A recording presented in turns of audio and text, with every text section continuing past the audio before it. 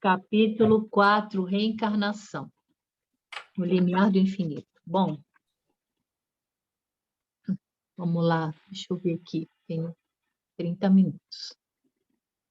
Punge, aflige, magoa a alma, vê-los no trânsito das aflições superlativas que carregam, como cangas pesadas que os esmagam lentamente. Então, ela está falando de espíritos reencarnados que estão aí em situações, né, de aflição. Dilacera os sentimentos ouvi-los na condição das agonias, que explodem em violenta erupção de desesperos incontroláveis. São eles, os irmãos limitados, os atormentados pelas enfermidades orgânicas, os atormentados pelas enfermidades mentais, que os enfraquecem irreversivelmente. Padecem as injunções dos descontroles, da emoção e da fragilidade orgânica. Estirados, atados, dormindo, né? Atados a paralisias e demências, entre caretas de dor e rudes pavores nos quais se debatem. Então, ela está falando aqui desses primeiros irmãos que estão limitados aí nas suas enfermidades orgânicas e mentais. Expondo a visão alheia às doenças que os maceram, agonizam e se comovem, condoendo aqueles que os socorrem e acompanham nas santas redenções a que se atam. Então, os doentes, né, físicos e mentais, reencarnados aí nesse trânsito que ela está falando das aflições aí superlativas. Todavia, há outros que passam despercebidos, mutilados nos recessos íntimos e se revolvem, né, em duras réfregas que os oprimem, que os magoam numa continuada injunção de amargura. Então, situação aqui difícil de outro grupo de reencarnados, né? Poucos lhes conhecem as sombrias paisagens interiores nas quais se movimentam carregados de frustrações e ansiedades que os queimam. Vezes outras, incapazes de dominar o exacerbar das paixões que os fulminam, ardem em alucinações que disfarçam a esforço insuportável. Olha só. Está falando aqui que tem esses grupos com dificuldades, né? Cheios de frustrações, ansiosos, incapazes de dominar as paixões, né? E com alucinações. Além deles, então ela está falando só de pessoas doentes por enquanto, né? Com dificuldades aí na encarnação.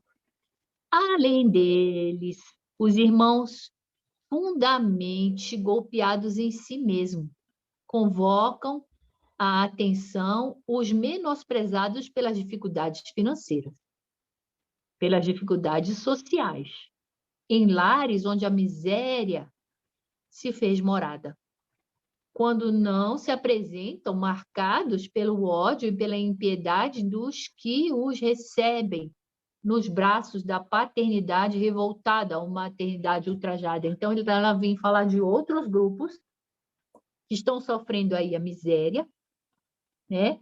Dificuldades sociais, e quando também não vêm marcados aí com paternidade e maternidade revoltadas. São aqueles espíritos que são inimigos, que vêm aí nascer nos braços, né? Com uma paternidade revoltada. Inúmeros outros se movimentam nos jogos do ressentimento recíproco, ou presos a situações humilhantes que os ferem em profundidade, abrindo feridas largas nos sentimentos e nas aspirações. Então, reencarnados aí de todos os tipos, com várias dificuldades. Incontáveis iniciam a jornada nas amarras da teratológicas. São aqueles mal formados, né? Carregando as pungentes chagas congênitas com que se despedaçam em demorado curso, sem esperança nem conforto. Também aí os portadores de psicose transtornantes, alienações que os asselvajam, crivando-se de vergonhas, humilhação, enquanto agridem e ferem, longe de qualquer condição de recuperarem a normalidade. Então, aí, ó, os psicóticos. Outros aleijados, outros retorcidos, experimentam crescente soma de dores que não cessam. Não só a dor física, né, gente? Dor também. Imagina, eles devem se perguntar, puxa, mas por que eu vim aleijado? Um número expressivo dá acolhida aos pensamentos subalternos. Aqui nós temos os obsediados, né? Que somos todos nós, também inclusos aí nesses outros parágrafos anteriores aí, sabe Deus.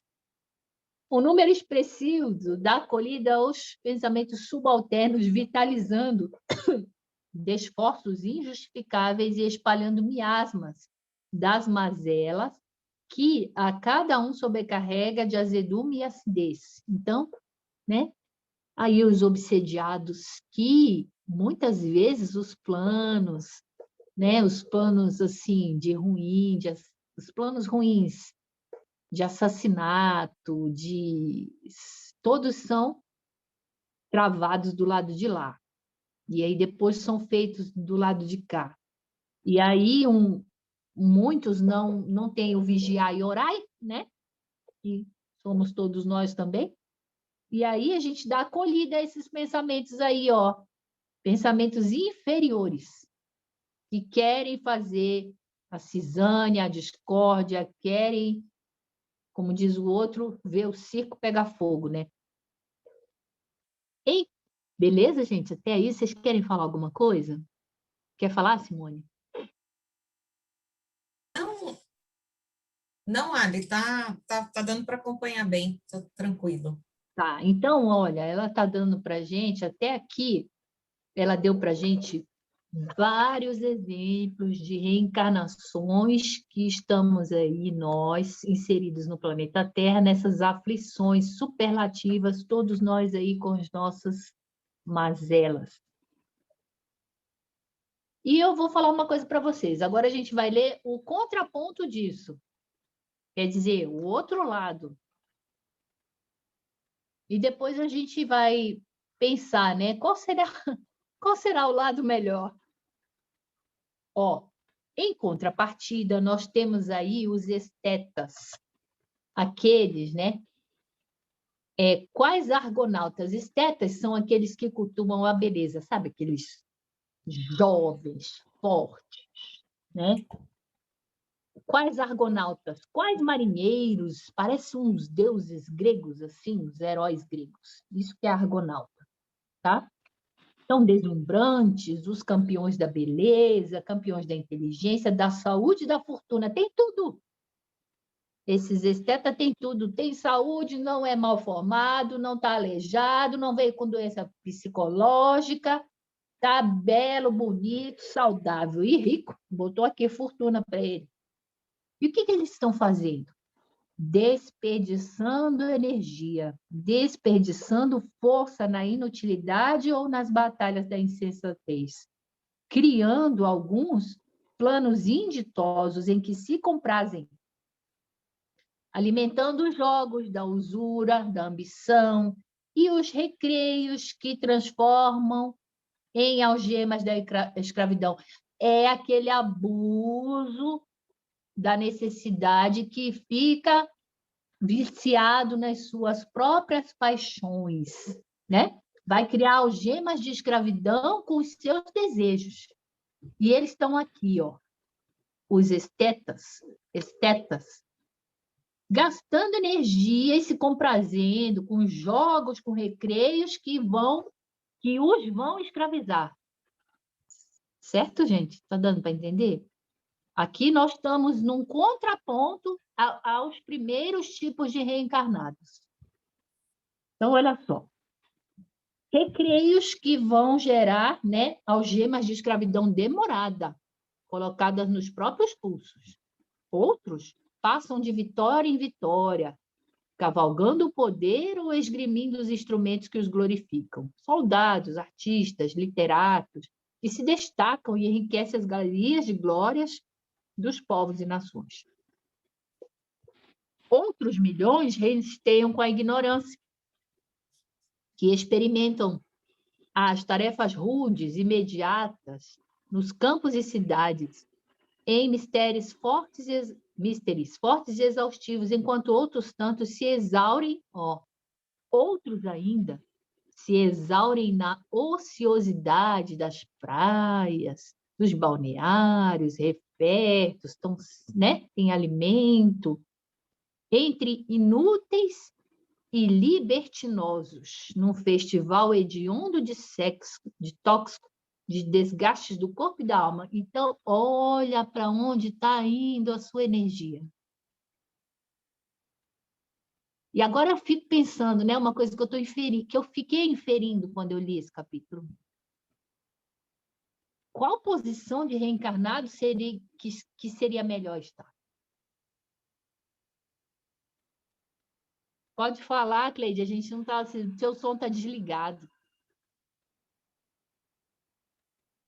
Eu acho melhor no resgate. Não é? Também penso isso, Cleide, exatamente. Porque parece que esses aqui, né? Os que cultuam a beleza, os ociosos, ainda estão no início da reencarnação. E alguns desses outros que ela citou aqui, né? Doenças mentais, aleijados, doenças orgânicas, às vezes, pediram para vir assim, não é? Engraçado, Alexandre. Eu achei assim, na minha vida profissional, Pode falar. eu dizia assim, na minha vida profissional, eu achei assim, puxa, acho que houve uma inversão aí. Eu trabalhei na APAE, né? Fiz curso em São Paulo, fui diretora da APAE de Campo Grande. Então, lá nos estágios, e aqui várias situações tanto de comprometimento, tanto físico quanto mental. Aí, uma jornada que eu amei muito. Posteriormente, eu fui trabalhar com adolescentes autores de ato infracional. Falei, puxa, passei de uma situação que resgatava, e agora vou para outro que contraíam débitos, que provavelmente viria. Então, eu falava assim, eu poderia ter passado, eu que falei, né? Quem sabe eu teria que passar primeiro pelo que contraíam débitos, aí depois o resgate, mas foi o contrário. Entendi. Talvez seja para você chegar para né? Esse segundo e falar assim, gente, cuidado aí com a atitude de vocês. Quando saírem daqui, por favor, posicionem-se melhor na vida para que vocês não venham a ter problemas orgânicos, né? Mais tarde, inclusive nessa própria reencarnação, né, Cleide? Porque a gente sabe que conforme nós vamos levando a vida, se a gente levar uma vida muito desregrada, a gente vai adoecer antes. Ou, às vezes, vai adoecer, nem era para adoecer daquela coisa, mas é como a vida foi muito... Bora pôr uma doença nesse homem aí para dar um freio nele, ou nessa mulher, ou, né? Mas os autores assim, desses atos, eles não têm muito assim, amor à vida.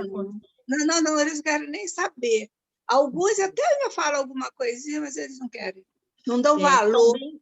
Eu sei. Estão bem no início, né, Cleide? Bem no comecinho mesmo, né?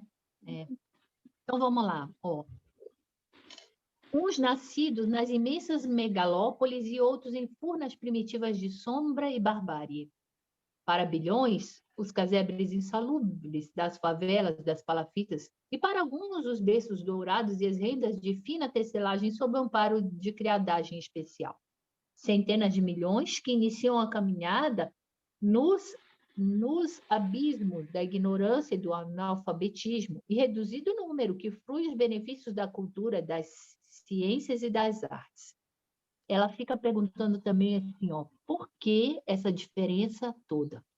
Ela vai perguntar mais para baixo. Vamos lá. Incontáveis que anelam possuir ou alcançar o mínimo do máximo, em que tantos outros não valorizam, amolentados pelos excessos que os vitimam desde as primeiras experiências na abastança, ó, tá vendo? Uns aqui miseráveis e outros na abastança. Como compreender, ó, tá vendo?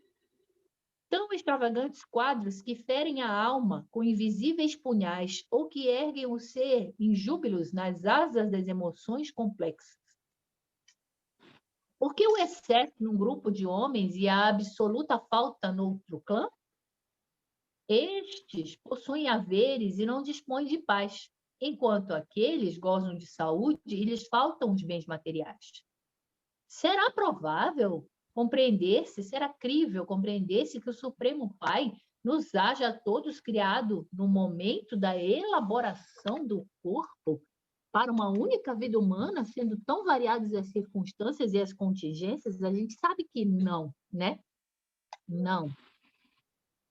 Lei da justiça, igual a Cleide falou, já uns estão recolhendo, já estão assim numa fase melhor, enquanto outros estão iniciando, né, os delitos. Criação em grupos separados, alguns para as expressivas venturas na terra e as excelsas glórias no céu, em detrimento de outros que suportam superlativas misérias que os desconcertam no corpo e na mente, projetando-os para as regiões de supremas desditas espirituais depois? Isso aqui é o inverso, né? A gente já sabe. Se você está numa miséria superlativa e você é resignado, você aceita tudo isso, você está bem, você tenta se moralizar, tenta evoluir, você depois não vai ser projetado para a região de desdita. Se uma prova for muito dura e você se resignar e você se mantiver nessa prova, você vai para um lugar de glória. Você, né, conseguiu vencer aí a sua missão. Então, isso aqui é o inverso. E a gente sabe, né? Todos nós temos experiências, inclusive a experiência da riqueza é uma das mais difíceis. Da riqueza, da beleza. Então, vamos lá. Homens, isso tudo são questionamentos que a Joana traz. Por que tanta diferença entre uns e outros? Homens que se exercitam nas primeiras experiências da razão em regiões inóspitas, transitando da selvageria para a civilização, e cidadãos que desfrutam da ligação da beleza, da inteligência e do saber criados no mesmo instante? Não, né? Não foram criados no mesmo instante. Uns espíritos são mais velhos, outros são mais novos. O que se pode esperar dos primeiros, faltos de tudo, desarmados para as conquistas do espírito? A gente sabe, né, gente? Questão 262 do Livro dos Espíritos. Quanto mais primitivo o espírito, quando ele é iniciante, mais ele é guiado e conduzido pelos superiores. E à medida que a proporção que ele vai avançando em intelectualidade, razão, raciocínio, né, moralidade, ele vai sendo liberado e vai tendo seu livre-arbítrio aí. É aí que a gente cai, né? E a gente, em vez do uso, a gente vai para o abuso lá, das nossas necessidades. Então, vamos lá.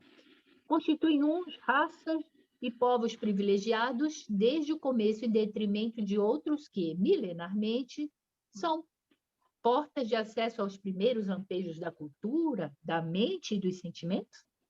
Por que tão aquinhoada uma parte da humanidade em esquecimento de irrelevante número de criaturas primitivas? Predestinação para a felicidade como para a desgraça? Quer dizer que está fadado a ser feliz e o outro está fadado à desgraça? A gente sabe que não, né? Que não há determinismo. Na questão 133 do Livro dos Espíritos, está dito lá, não estamos fadados a nada, não há determinismo absoluto. Nós vamos evoluindo com a nossa vida à medida que temos as nossas ações, os nossos pensamentos. Então, assim, lembra do... Como é o nome daquele que ia nascer com problema no coração, gente? Me ajudem aí, de André Luiz. ele tinha matado o outro com um tiro no coração. Segismundo, lembrei. E ele vinha com um problema no coração. E foi mais ou menos programado assim para ele. A depender de como ele conduz a vida, a partir dos 40 anos, esse problema no coração pode ficar estabilizado ou pode se desestabilizar, né? Então, a gente vê que não é um determinismo assim, não é uma destinação ali, não é fadado. Então, por exemplo, no caso do Segismundo, se ele tivesse uma boa conduta, estudando, se aprimorando, ajudando o próximo, provavelmente aquela patologia cardíaca que ele trouxe congenitamente não ia se desequilibrar. E o contrário também poderia ocorrer. Então, não tem uma coisa assim, predestinada, determinada, né? Cadê? Não, olha, ela mesma responde, né? Não, de forma nenhuma. A vida do homem não é uma estreita e breve experiência entre o berço e o túmulo. Antes, as duas demarcações, entrada e saída do corpo, quer dizer, né? Vai reencarnar e vai falecer também. Ó. Entrada e saída do corpo representam pórticos de trânsito pela infinita estrada da perfeição que a todos aguarda. A vida é única no seu caráter, de que, criado uma vez, o ser espiritual jamais perece. Os corpos de que se utiliza são indumentárias que lhe facultam a aquisição de labores evolutivos, nos quais adiciona conquistas, retifica erros, sobrepõe-se aos limites das paixões, destrói impedimentos, anula dívidas. Ó, se está aqui um resgate, né? Se aperfeiçoando, evoluindo e também, ó, anulando dívidas, se ressarcindo aqui. Toda expressão de que se reveste de alegria ou de pena se fixa nas raízes que precedem a organização somática. Toda concessão de felicidade ou desdita se vincula à anterioridade do corpo, permitindo ao espírito crescimento e madureza. Então, é o que ela falou lá, né? Vão vir os que têm problema mental, os aleijados, né? Vão vir aqui os que têm dificuldade, mas isso, né? Como disse a Cleide, é um resgate, isso é bom. Interessante. Pode falar. Interessante. O mais bonito é a superação deles, quando eles veem aquele espírito determinado, porque eu conheci, ela foi coordenadora geral dos doentes e deficientes físicos em São Paulo, Lourdes Guarda. Ela morava no hospital e ela tinha uma maca de gesso no corpo, porque com 20 anos, uma moça linda de morrer, submeteu uma cirurgia da apêndice e ali lesou, então ela não tinha umas pernas. Então, acredita, não sei, era no Hospital Matarazzo. Essa criatura tinha uma abrangência de serviço e a presença dela estimulava qualquer indivíduo perfeito fisicamente. Minha irmã tinha uma doença rara com a qual desencarnou, que é a astenia muscular primária, atrofiamento dos músculos, terminando no balão, mas foi tudo mais curto. A minha irmã é totalmente diferente. Minha irmã, ela se produzia, ela escrevia poema, ela tinha amigos, ela que implantou a parte dos deficientes lá, e através dela conhecemos gente maravilhosa que você... Eu era muito pequena, embora o corpo, assim, olhando perfeito, a minha irmã se produzia, à tardezinha, ela punha as roupas dela bonitas, se maquiava, com todos os defeitos. Tinha um ânimo de vida. Uma vontade, eu falei, né? É uma vontade de viver, que eu falava assim, meu Deus. E essa senhora já foi, mas, olha, não vou te falar o serviço que essa mulher desenvolvia. Palestra. Uma vez ela foi no restaurante, o restaurante não queria recebê-la, mas ela sabia impor, porque ficava era meio chato, porque ela ia na cama, mas ela enfrentava essa sociedade. Ninguém quer ir no restaurante que tem uma pessoa, mas ela em si, você, convivendo com ela, é uma pessoa estupenda. Que espírito está ali superando resgate dela, mas é gente. Sim, maravilha de depoimento, né? Muito bacana essa história que você traz para a gente, né? Porque E minha a gente está em superação, né, Cleide? É. E minha irmã, com todas as dificuldades, realizava vários serviços, ainda mal às vezes conseguia falar, ainda fazia tarefa, porque ela tinha uns aluninhos. E os aluninhos dela tinham um amor por ela. Né? E minha irmã vencia os desafios, sabe? Não se esmorecia. Agora eu era pior que ela. Viu? Eu via que eu não tinha toda essa garra que ela tinha. Sim, é verdade. Vamos lá. Então, olha só. Autor do destino, é isso que a Cleide está falando. Ó. Gente, nós somos autores aí da nossa vida, do nosso destino. O ser espiritual esculpe, mediante os pensamentos, as palavras e atos, o que lhe apraz para as conjunturas futuras. Então, por exemplo, a pessoa que a Cleide está falando, na próxima reencarnação, ó, provavelmente vai vir bem. Sua meta, através do determinismo das divinas leis, é a perfeição. Ó. A perfeição é o determinismo, mas não significa que a nossa vida tenha determinismo. Né?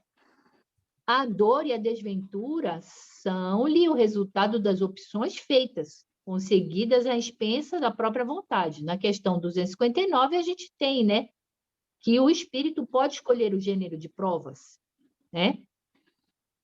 A ideia da vida única, de uma existência apenas, ultraja a suprema magnanimidade do Pai Criador, enquanto que a reencarnação desvela seu amor, sua justiça, sua misericórdia de acréscimo. Fadado à imarecível luz, sai o espírito das sombras de si mesmo, de reencarnação e reencarnação, para a sublime caridade. Nenhuma das ovelhas que o Pai me confiou se perderá, afirmou o destemido Jesus. Pastor abnegado, ele prossegue chamando e amparando quantos lhe buscam o redil. Nenhuma preferência por este ou aquele, exceção alguma por quem quer que seja. Amor até a autodoação por todos. A sua vida imolada no madeiro de humilhação que ele exaltou por todas as vidas é dádiva para todos aqueles que dele queiram receber o ensino sublime. Então, gente, Jesus falece e chama a todos nós a atenção para si. Olha como bacana, assim, passou por essa prova, essa dificuldade aqui, veio, né, e faleceu, chamando a nossa atenção. E hoje em dia, o que a gente faz? A gente estuda a vida dele. Por quê? Porque a gente quer seguir o que ele orientou, né? Ele é o nosso guia, ele é o nosso mestre.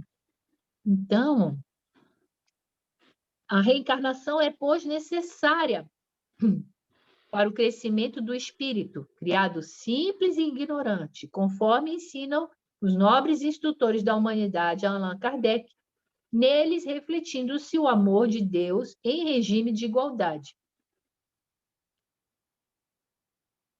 Em regime de igualdade para com todos os filhos, na irretocável demonstração de que somos todos irmãos em diferentes estágios de evolução, avançando no grande rumo. Então, se a gente pensar aqui na Terra, temos as diferenças. Só que se a gente abranger nosso pensamento e colocarmos outros astros, aí a gente fala assim, vibrou de 0 a meio e vai para a Terra. Né? Então, vamos lá. A reencarnação é, portanto, dádiva do amor divino para a felicidade de todos os espíritos na fatalidade de atingir a glória estelar, ó, tá vendo? Que nos aguarda. Então, gente, essa lição aqui da reencarnação, eu acho que a gente já tinha, né? Já tem um estudo, uma noção, mas a gente sabe que essas diferenças aqui são necessárias. Uns estão resgatando erros já com as suas limitações, outros estão fazendo os erros, como disse a Cleide, para resgatar depois, mas todos nós vamos nesse caminhar aí com as reencarnações para podermos nos burilar e podermos seguir, né, para os outros planetas, outros astros, e inclusive tentar acompanhar a Terra, que está se transformando em planeta de regeneração, e a gente precisa fazer por onde para poder também renascer aqui, né?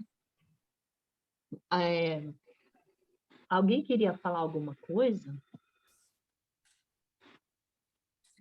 Olha, eu fiquei pensando aqui com esses parágrafos finais, né? O tamanho da bondade de Deus, né? Porque a gente já fez, enquanto humanidade, imagina as atrocidades que nós fizemos, e a gente sempre tem uma outra oportunidade. A reencarnação é essa dádiva de amor mesmo aqui, né? Que ela fala, ó. É a dádiva de amor.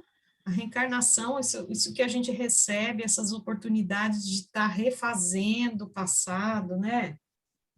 Fazendo esses resgates que a gente sempre fala. Imagine como que a gente ia ficar se a gente não tivesse a oportunidade da reencarnação, né? É impressionante isso, assim, eu acho que é uma coisa que nós temos cada vez mais de ter esse sentimento de gratidão, dessa maravilha pela vida, né? A vida aqui na Terra, esse processo todo, sabe? Esse amor, a gente tem que se sentir amado aqui, porque olha o amor de Deus com relação a nós, né? Olha o tamanho desse amor, né? Olha, não acaba as oportunidades, a gente vai reencarnar quantas vezes forem necessárias. E a gente estava estudando o Livro dos Espíritos aqui em casa, eu, Paulo e Ana. E antes de recebermos aí uma doença, né, um aleijão, ou alguma patologia mental, ou qualquer outra coisa, tivemos outras oportunidades, mas repetimos nos erros. Então, assim, não é um erro para uma, entende? Vai aí imagino, né? Umas 10 encarnações, o mesmo erro, para depois você vir aí com uma doença de tanta oportunidade que Deus dá para que nós peguemos o caminho certo logo do início, e não esse caminho tortuoso, um caminho mais reto, como fez Jesus. Só que nós somos tão atávicos que a gente vem e erra, de novo, de novo, de novo, e erra de novo, e erra de novo.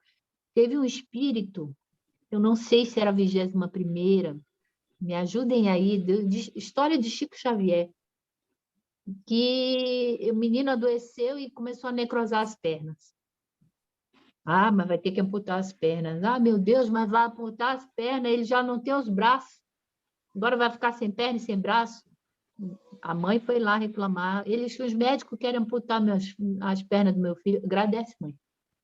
Agradece porque ele está pensando em correr e pular em um precipício, fazer alguma coisa assim. Então, já era não sei quantas encarnações de suicídio, uma atrás da outra, uma atrás da outra.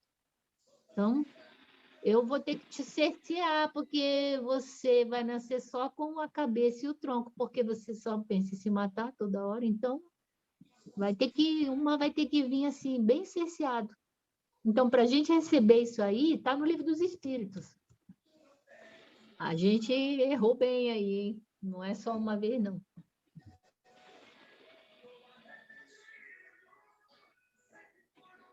Por isso que a gente tem que agradecer a dádiva da gente já estar a caminho, né? Do aprendizado, do raciocínio, porque erramos até nessa, mas agora tem dados as oportunidades para que na próxima a gente já não erre tanto.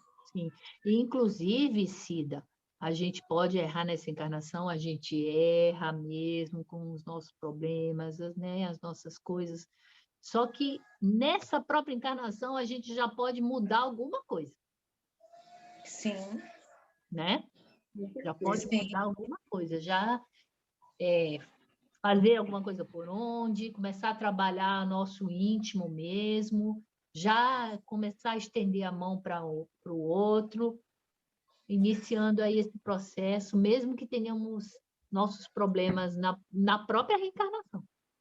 Né? Vamos, como diz o O outro verdadeiro espírita é aquele que está lutando, né, por se aprimorar. Porque nós só temos que agradecer. Viemos perfeito, lutamos, passamos toda a vida, temos uma velhice aconchegante. Então, nós só temos os méritos. Sim, com certeza. Vocês querem falar mais alguma coisa, gente? Não. Não, tá bom. Ida, você quer fazer a nossa prece?